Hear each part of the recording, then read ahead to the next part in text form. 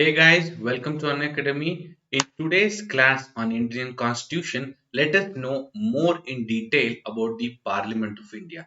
So we know that the Parliament of India has Lok Sabha, Rajya Sabha, and also consists of the President. So let us know more about the Parliament of India. Even before we begin, my name is Manoj Kumar. I am a civil engineering graduate. I have cleared SSC CPO. I'm also a civil service aspirant. I've cleared ESIC UDC and LIC ADO. Going forward, there is a new batch for SBI PO exam. It is advanced practice batch for SBI PO 2021, and this batch starts from 27th October 2021. You get education from top educators of the country, unlimited access to tests, weekly quiz and mock tests, dedicated doubt clearing session. You get a full syllabus coverage for SBI Clerk 2021, and the course will be conducted in Hindi and notes will be provided in English, and you also get PDF study material. Going forward, about October bank offers, for 1 year subscription, you get 4 months additional validity, and for 2 year subscription, you get 8 months additional validity at the same price. So do make sure you subscribe for this offer. And the offer is going to end in the month of October. Going forward, about XSC exam bank subscription for 24 months, it is 7,800. 12 months, it's 6,500. For 6 months, it is 5,400. You can use my referral code MJ10 and you will get a 10% off on your subscription. Going forward, what are the features of this plus classes? You get live classes, you get weekly tests, you get structured courses, you also get unlimited access, you get personal guidance, that is one-to-one guidance from top exam experts, you get a study planner, that is a customized study plan with bi-weekly reviews, you get study material, that is specialized notes and practice sets, you also get experts guidelines, that is study booster workshop by exam expert, you also get test analysis. Going forward, there is a new feature called raise the hand feature that is available only to plus subscribers. So if you have subscribed for Unacademy Plus subscription, you can use this feature wherein you can talk to your favorite educator in live class and you can also clear your doubts. And online is the future of education, and definitely online is better than offline. Going forward, this feature is available in Android Unacademy app only, wherein Unacademy Bank Scholarship for all. This is applicable for all banking aspirants. The registration is free, and this scholarship test is available in English and Hindi. So you have to answer 36 questions in 50 minutes, and you will get a detailed video solution for each question. And you can win from a scholarship pool of 1 crore, and this happens on every Sunday at 10 a.m. So rank 1 to 3 you will get 1 year subscription, rank 4 to 10 you will get 75% scholarship, rank 11 to 50 you will get 50% scholarship, rank 51 to 500 you will get 25% scholarship, rank 501 to 1000 you will get 20% scholarship. Going forward, the first thing about the Parliament of India, if we have a look at it, the lower house or Lok Sabha is the first house that we will start off with. Lok Sabha is also called House of the People, and the Lok Sabha is the popular house, that is those who are in Lok Sabha are directly elected by the people. Okay, it is the popular house of the parliament. Why? Because its members are directly elected by the common electorates of India. That is, anybody who is above the age of 18 years is eligible to vote, and those who have voted will elect the members.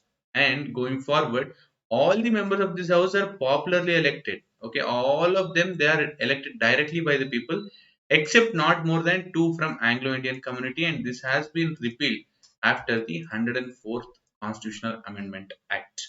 Okay, so all the members of Lok Sabha, they are directly elected by the people who can be, and there is no nominated member in Lok Sabha as of now. In the Constitution, the strength of the Lok Sabha is provisioned under Article 81, and it has said that it should not be more than 552, wherein 530 must be from the states and 20 from the union territories, and 2 may be nominated from Anglo-Indian community, and this is no more. So the maximum strength of Lok Sabha according to Constitution is 550, out of which 530 will be elected from states in states of India and 20 from union territories. And recently, again, the government has extended this freeze in Lok Sabha seats till 2026 by Constitutional Amendment Act, that is the 84th Constitutional Amendment.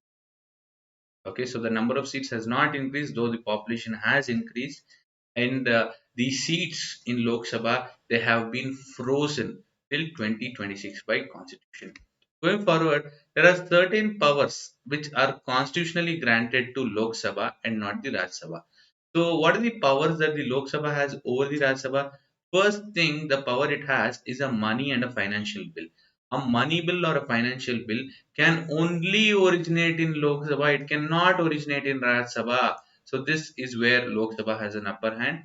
Next one, in case of a money bill, Raj Sabha has only the right to make recommendation. Raj Sabha cannot amend it. It can only make recommendations, and the Lok Sabha may or may not accept the recommendation. Also, a money bill must be passed by the upper house within 14 days. So it must be passed by the Raj Sabha. See, a bill to become an act, first it will be introduced in Lok Sabha or Raj Sabha.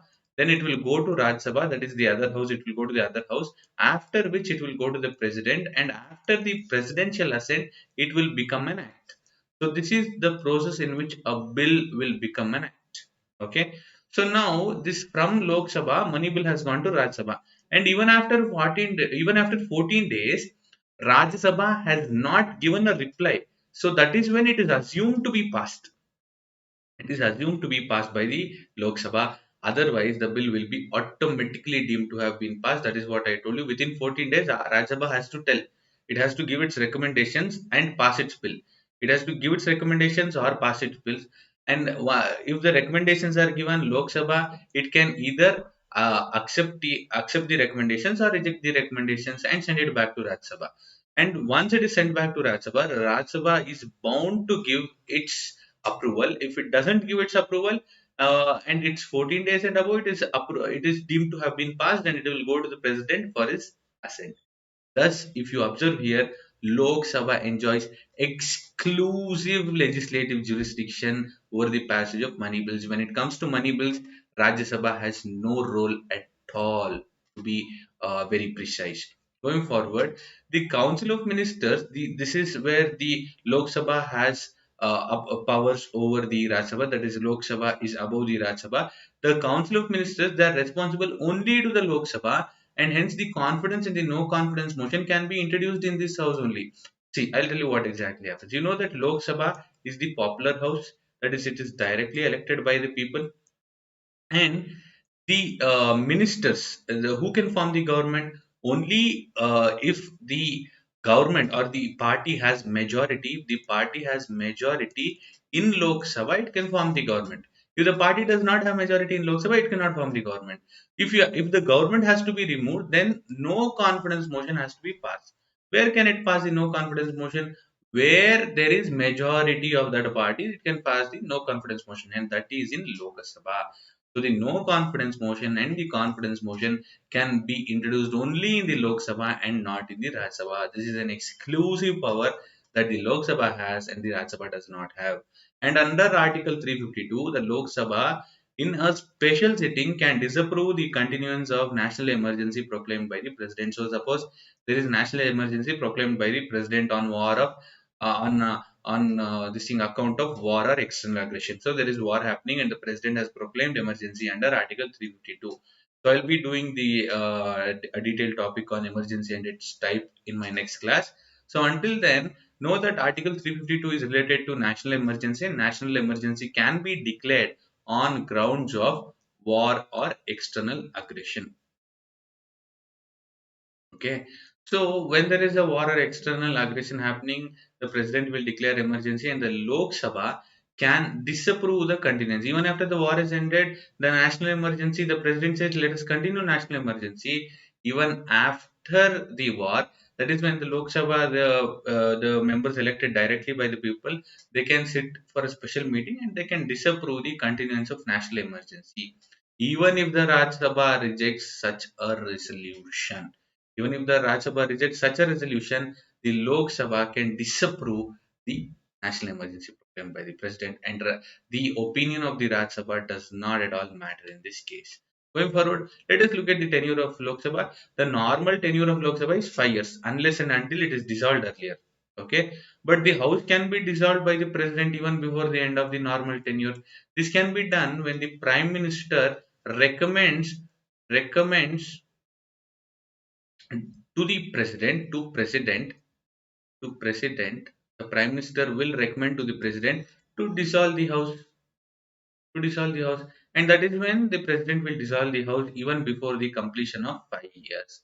Also, life of Lok Sabha can also be extended. Normal tenure is 5 years. Even before that it can end. Even after that it can be extended by the parliament beyond the 5 year term during the period of national emergency proclaimed under Article 352. Suppose India is at war with another nation and Article 352, that is national emergency, has been declared. Under this situation, the life of Lok Sabha can be extended even if it has completed 5 years. So that is the key takeaway. And now let us look at the qualifications that are required to become a member of Lok Sabha. First thing you need, if you want to be a member of Lok Sabha, you have to be a citizen of India. Then you must be not less than 25 years of age. That is over 25 years. You should be about 25 years, and you should be registered as a voter in any of the parliamentary constituencies in India. So you should be a voter in any of the parliamentary constituency, and you should not hold any office of profit, and you should not be an insolvent. What is insolvent? Somebody who is not able to clear debt, not able to clear debts. Suppose I take a loan of 1 crore rupees and I am not able to clear that 1 crore rupees, then I am an insolvent. And he should not be mentally unsound. That is meaning he should be mentally fit. Mentally fit.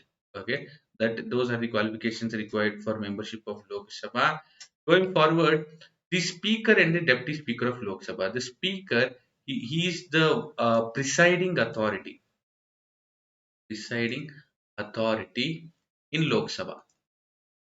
So let us look at the speaker. Let us know more about the speaker. The speaker is the chief presiding officer in Lok Sabha. I have told you, the chief presiding officer of Lok Sabha.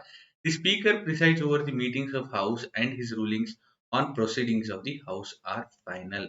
So whatever the speaker says in the house and his rulings on the proceedings, the way the proceedings has to take place, his rules are final. Okay. And the speaker and the deputy speaker, they can be removed from their office by a resolution passed by the house by an effective majority of what is exactly is effective majority? Is the total number of members present and voting. That is total number of seats present. Okay, I'll explain the different types of majority. There is effective majority, absolute majority, simple majority, special majority. Okay, about majority itself, I will take a special class wherein with details I will explain the types of majority. Okay, so the speaker and deputy speaker can be removed from their office by resolution by an effective majority after a 14-day notice period. After a 14-day notice period, during this 14-day notice period, the speaker and the deputy speaker, they can make sure they use it to remove this resolution or to get this resolution removed. Okay, the speaker, to maintain impartiality of his office, votes in case of a tie. So whenever there is a tie, there is something called as a casting vote to remove the deadlock. This can only be exercised by the speaker. This can only be exercised by the speaker. Going forward, let us look at some special powers of the speaker. There are some special powers which the speaker of the Lok Sabha enjoys, but his counterpart, who is the counterpart? His counterpart in the upper house, that is the presiding officer of the upper house, that is the chairman of Rajya Sabha or the vice president of India, does not enjoy. So what are these special powers? First thing, whether a bill is a money bill or not is certified by the speaker, and his decision is final in this regard, and it is binding. It cannot be questioned in any court of law. Cannot be questioned in any court of law. And any court in any court cannot be questioned in any court. And the speaker, or in his absence, the deputy speaker presides over the joint sitting of the parliament. So in these two things, the first thing, who will decide whether a bill is a money bill or not? It is decided by the speaker. And who will preside over the joint sitting of the parliament? That is joint sitting matlab where Lok Sabha plus Rajya Sabha, all the members will be present. That is the joint sitting. Okay, so if you have a look at it here, whether the a money bill can only be introduced after the recommendation of president. The president will recommend the introduction of money bill and it will be introduced. But who will say whether a bill is a money bill or not? It is the speaker who will say whether a bill is a money bill or not. And the president will call for joint sitting. I will write it as joint sitting. The president will call for joint sitting, but who will preside over the joint sitting? Presiding officer.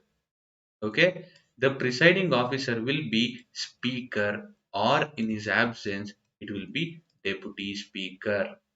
So remember this part. Okay, it is not going to be the chairman of Rajya Sabha, it is going to be the speaker of Lok Sabha, or in his absence deputy speaker. So these are areas wherein candidates do get confused. So let me repeat this. So money bill can only be introduced after the recommendation of president, but whether a bill is a money bill or a financial bill will be declared by the speaker, and the president will call for a joint sitting of both the houses, but the presiding officer for a joint sitting of both the houses will be Speaker of Lok Sabha or Deputy Speaker of Lok Sabha. And these are some special powers. We are speaking about the special powers which the Speaker of the Lok Sabha has.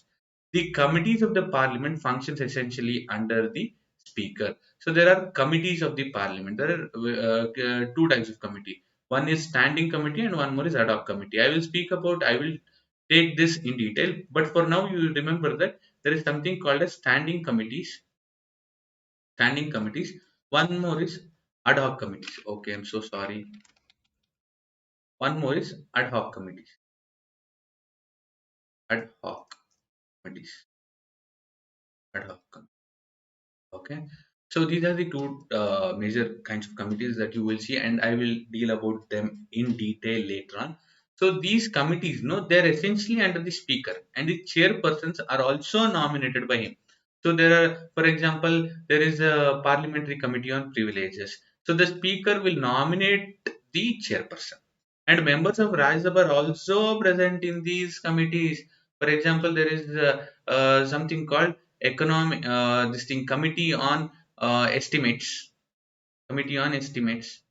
Okay, and in this estimates committee it will have members from Lok Sabha. So there are different kinds of committees. I will deal about committees later on, but for now we don't need to worry much. And if the speaker is a member of any committee, for example, speaker is a member of some committee, then he is the ex officio chairman of such committee. Is the ex officio chairman of that committee. Going forward, a speaker has a special position. So what is said, the constitution has given a special position to the office of speaker. Though he is an elected member of Lok Sabha, he continues to hold his office even after the dissolution of the house. So the speaker, no, the office of speaker, this is a continuous body. Even though there is no Lok Sabha functioning, there will be a speaker. Okay. The until the new house is constituted, the speaker who was presiding over the previous Lok Sabha, that is the previous elected members, okay, he will continue to be the Speaker of Lok Sabha. This is because he not only presides and conducts the parliamentary proceedings, but also acts as the head of the Lok Sabha Secretariat, which continues to function even after the house is dissolved. So even if the house is dissolved, there will be secretariat. Lok Sabha Secretariat will still be functioning. So that needs a head. So the Lok Sabha Speaker will continue to be the Speaker even after the dissolution of Lok Sabha. And the Speaker will preside over the joint sitting of the two houses of the Parliament. This I have already told you. And the Speaker will certify whether a bill is a money bill, and his decision is final in this regard. So Speaker will certify whether a bill is a money bill or not, and I've already told you his decision is final and it cannot be questioned in any court of law. The Speaker. Going forward, as provided by the Constitution, the Speaker of the last Lok Sabha vacates his office immediately before the first meeting of the newly elected Lok Sabha. So what does this mean? So suppose this is the 14th Lok Sabha, then after this there will be the 15th Lok Sabha. There will be general elections, after which there will be the 15th Lok Sabha. So the speaker here, the speaker who was presiding over the 14th Lok Sabha, will be the same speaker. He will vacate his office as soon as the new members of Lok Sabha they start to sit.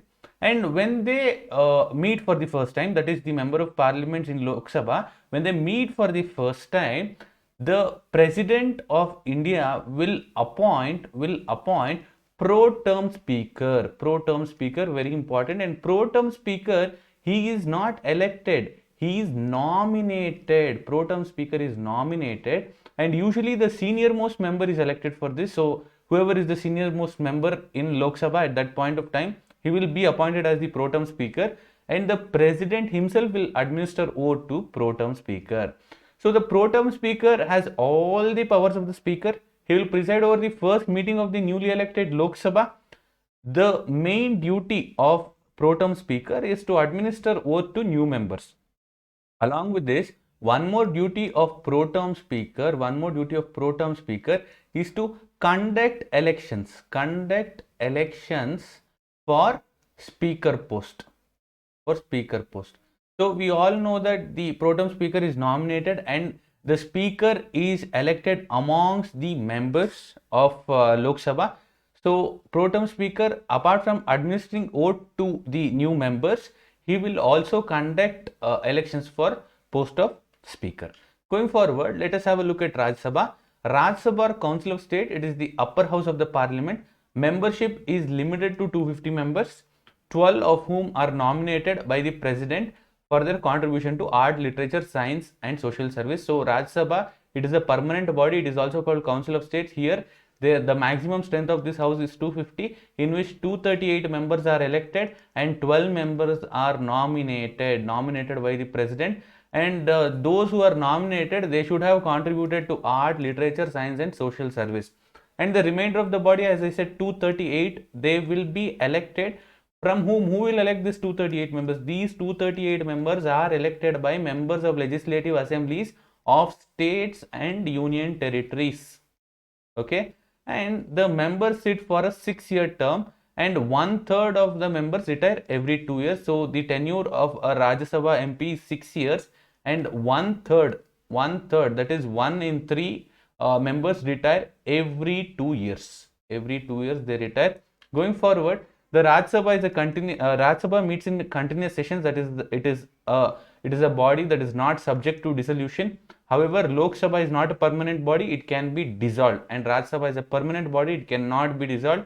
And the Vice President of India, currently Venkaiah Naidu, he is the ex officio chairman of Rajya Sabha. This is very important. This has been asked a lot of times in a lot of exams. So, Vice President of India, whoever is Vice President of India at any point of time, he will be the chairman of Rajya Sabha.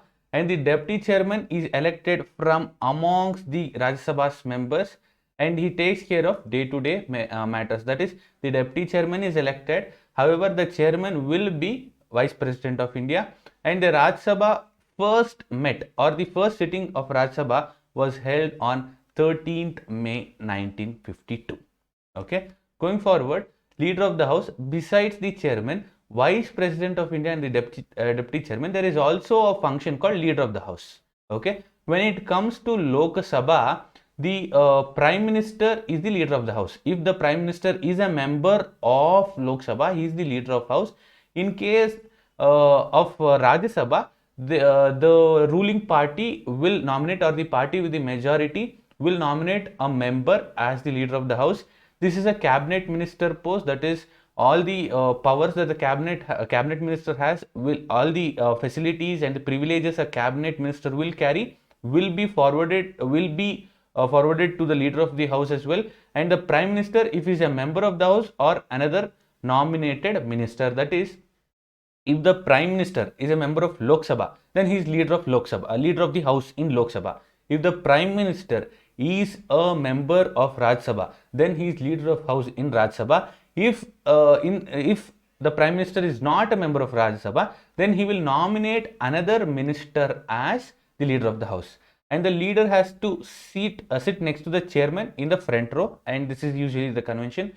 And to be a member of Rajya Sabha, you need to be a citizen of India. You need to be 30 years of age or more. Where in the case of Lok Sabha, it is 25 years, and in the case of Rajya Sabha, it is 30 years. A key takeaway. After that, not be holding any office of profit under the central or the state government or local body, and possess all the qualifications prescribed by the Act of Parliament from time to time.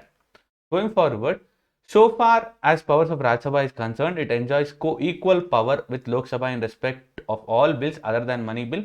So when it comes to money bill, Lok Sabha has more power than Rajya Sabha because money bill can only be introduced in the Lok Sabha. Going forward, in case of money bills, Rajya Sabha has no powers. Money bills can only be introduced in Lok Sabha. So as I've already told you, Rajya Sabha has no powers with regard to money bills. It's only the Lok Sabha. And when it comes to Rajya Sabha, after that is when a money bill is passed by the Lok Sabha, and when it comes to Rajya Sabha, after being passed by the Lok Sabha, the former, that is Rajya Sabha, can keep it for a maximum period of 14 days, only after which it is deemed to have been passed. So a money bill, it will first originate in Lok Sabha, after that it will go to Rajya Sabha, and within 14 days Rajya Sabha, either it has to accept the bill or it has to withhold it, and within 14 days it has the power to withhold a money bill. Even if it withholds a money bill, after 14 days it is deemed to have been passed. Deemed to have been passed. Deemed to be passed. Okay. It cannot send it back to Lok Sabha. Okay. Once it is passed by the Lok Sabha, Rajya Sabha cannot send it back to Lok Sabha. However, it has a 14-day period within which it has to accept, or else it is deemed to be passed.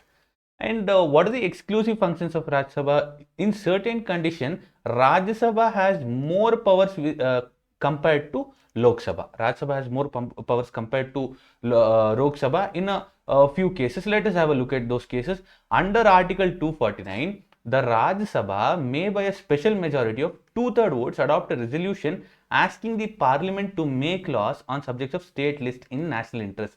That is, we know that there are three lists. Okay, one is the central list, one more is the state list, and after that we have the concurrent list. Okay, so central list, the central government can make laws, state list, state government can make laws, and the concurrent list, both the center and the state can make laws. So this state list, only the state government can make laws. But however, according to Article 249, Rajya Sabha, by adopting a resolution, can make a law on a subject matter in a state list. That is why we say we have a strong center. And the reason this power is granted is to ensure that the state falls in line. And this resolution gets due attention from the parliament. This resolution remains valid for 1 year only, which however can be extended further in terms of another year. So this resolution will remain in force for 1 year, and it can be extended. It can be extended again for an year. And secondly, Rajya Sabha can take steps to create all India services. All India services include IAS, IPS, IFS, all India services. The Rajya Sabha can create these services. For example, tomorrow, Rajya Sabha wants to start Indian medical service. It can do it. It has to adopt a resolution and it has to start it. And this can only be done by the Rajya Sabha and not the Lok Sabha. And this has to be passed by a special majority. Going forward, Rajya Sabha has exclusive right to initiate a resolution for removal of Vice President, because Vice President of India is the chairman of Rajya Sabha. So to remove the Vice President, the resolution can only be initiated in the Rajya Sabha and not in the Lok Sabha. This becomes the exclusive right of Rajya Sabha, because I've already told you Vice President happens to be the chairman. Vice President is the ex officio chairman of Rajya Sabha, and he will also draw his salary as such. Going forward, different terms related to parliament. First term we have to look at is summoning. The president from time to time summons each house of the parliament to meet, but the maximum gap between two sessions of the parliament cannot be more than 6 months. So let me give you an example. So during COVID, that is the first wave, there was an issue that the constitution has clearly said gap between two sessions. So this is first session and this is the second session. Between this, more than 6 months gap should not be there. That is, the gap should not exceed 6 months. However, during COVID, it was inevitable that they had to do, but still they managed to create or summon a session within this gap of 6 months. So if 6 months is the gap, it literally means that the parliament should meet at least twice in a year. At least twice in a year, the parliament should meet, because the maximum gap between two sessions can be only 6 months according to the constitution. But usually there are 3 sessions in a year. The parliament, it usually conducts 3 sessions. First session is budget session. It's from February to May. monsoon session July to September, winter session November to December. Not necessary that these months are mandatory, but usually this is not mentioned in a constitution that 3 sessions should be conducted, but this is by convention that the parliament usually conducts these 3 sessions. One is budget, one more is monsoon, one more is winter, and the period between prorogation of the house and its reassembly in the new session is called recess. Recess is usually break.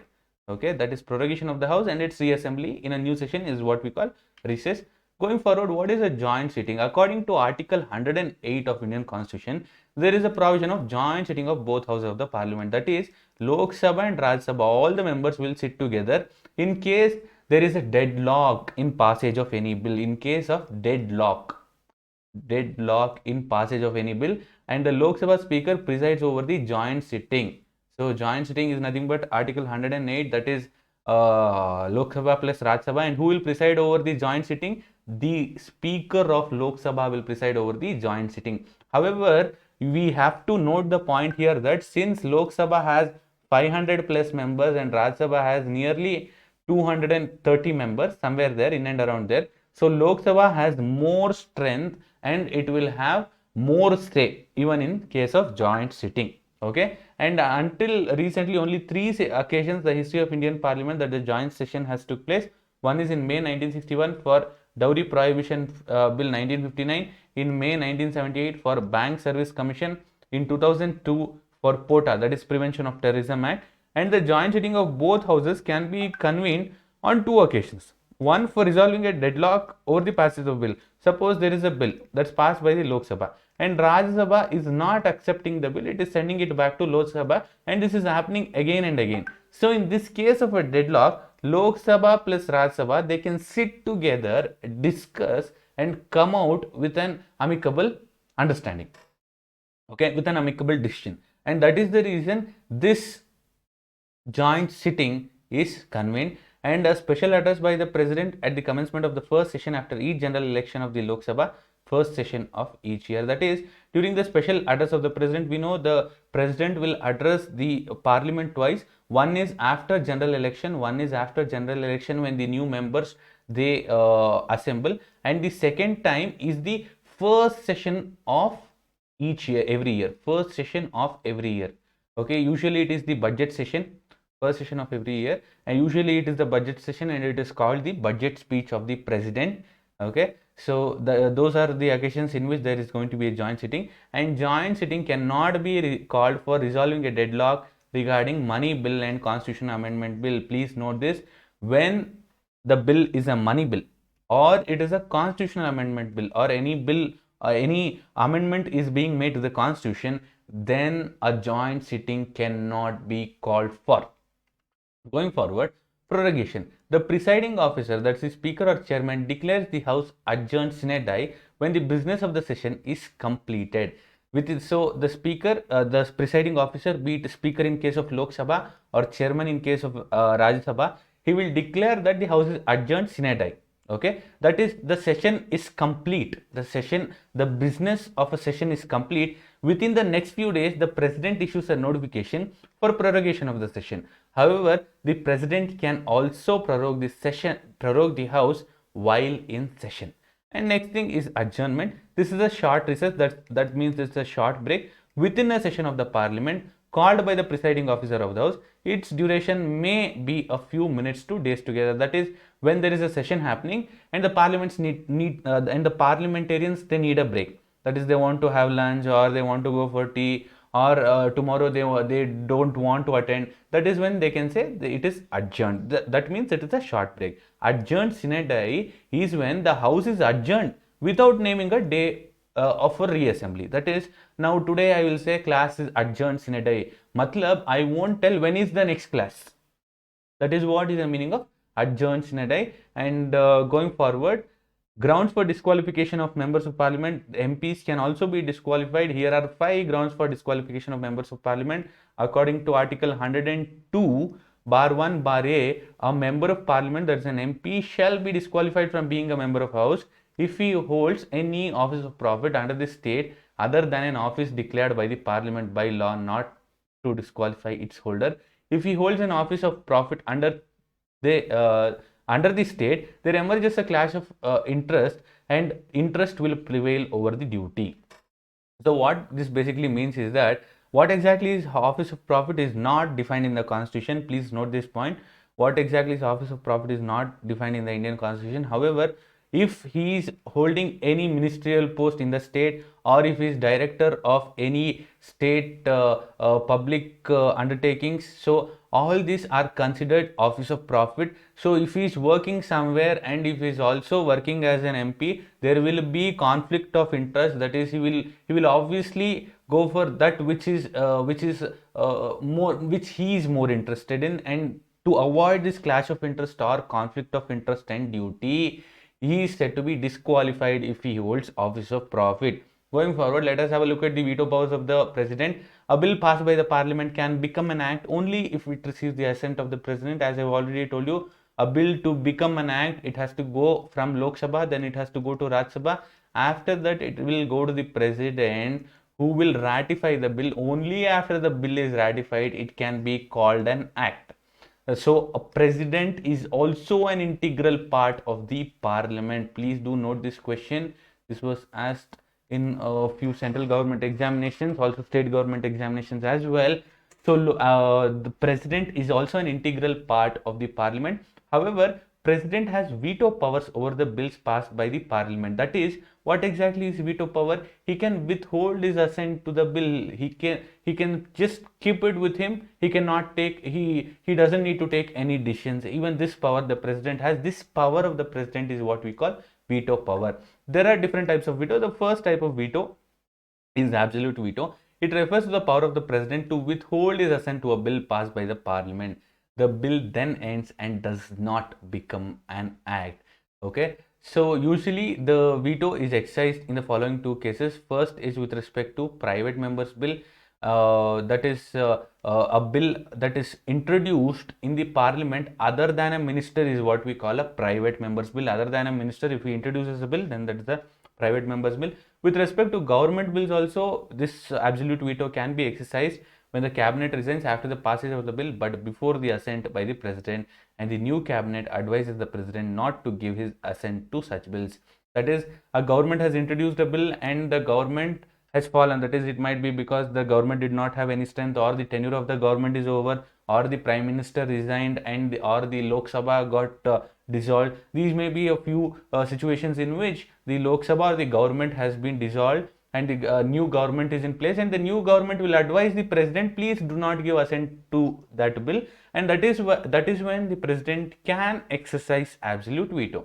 Going forward, the next type of veto is suspensive veto. The president exercises this veto when he returns a bill for reconsideration of the parliament. That is, president will send it back to the parliament to reconsider this bill. This is suspensive veto.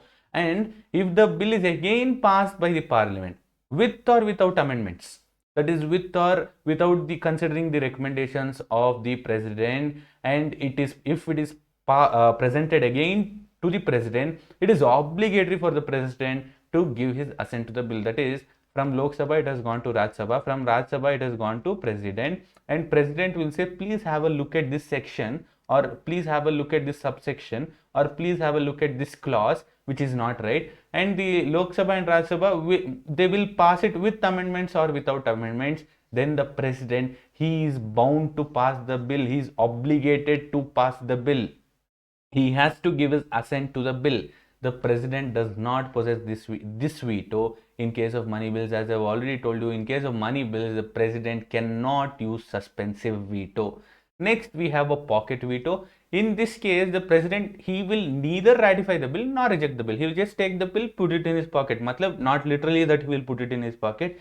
He will keep it on hold for this thing, for without any stipulated time. It does not matter how long the duration is. He will not pass the bill. He will neither pass the bill. He will neither reject it. He will just keep it with him, but simply keeps the bill pending for indefinite period. There is no stipulated time for this. within which the bill has to be passed, he will just keep it with himself for an indefinite period. This power of the president not to take any action that is either positive or negative on the bill is known as pocket veto. There is no time limit for the president to give comment on the bills under this veto. So the president is not bound, he is not bound saying there is no deadline that president has to give his assent within this time period. Okay, this is an indefinite time period. The president can either when he does not ratify or reject, and he keeps it with himself for an indefinite period, that is when we say there is pocket veto. About Unacademy Ask a Doubt feature by Unacademy. What is Ask a Doubt feature on Unacademy? It is a new feature available to learners who have installed the latest version of Unacademy app on Android and iOS. So how would you benefit from it? You raise a query or a doubt, get instant solution to lack of question, high quality solutions in English and Hindi. If the question is unique, subscribed learners get a detailed video solution. This solution is available for bank exams and also SSC exams. Going forward, how do you use this Ask a Doubt feature by Unacademy? Go to the Doubts and Solutions feature on your home screen. Click on Ask a Doubt and upload the doubt image. Crop the image and highlight the question. Choose the subject that the question falls under so that the respective educator will give solution. And the next thing to be noted here is there is something called Report and Win. This is an opportunity for all learners to report any inappropriate content in the video. Be the first one to report a particular issue to claim your prize. Report any inappropriate content using the form in the description below. And thank you so much for watching. I hope this has been a very fruitful session. If you like my class, please do like this video, share and subscribe. Thank you so much.